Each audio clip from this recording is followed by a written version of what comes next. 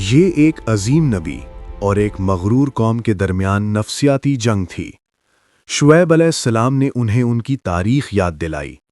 انہوں نے قوم نوح، قوم ہود اور قوم لوط کی تباہی کے قصے سنائے۔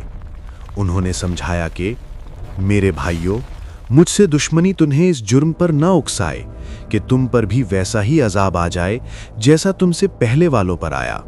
اور قوم لوط تو تم سے کچھ دور نہیں ہے، ان کے کھنڈر تمہارے راستے میں آتے ہیں، مگر تکبر انسان کو اندھا کر دیتا ہے۔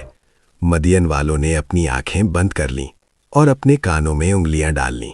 شہر دو حصوں میں بٹ گیا تھا۔ ایک طرف وہ چند غریب اور کمزور لوگ تھے جو حق کی پکار پر لبیک کہہ چکے تھے۔ ہم نے حق کو پا لیا ہے، اب موت کا ڈر کیسا؟ اور دوسری طرف وہ تکبر کا جن تھا جو کسی قانون کو نہیں مانتا تھا۔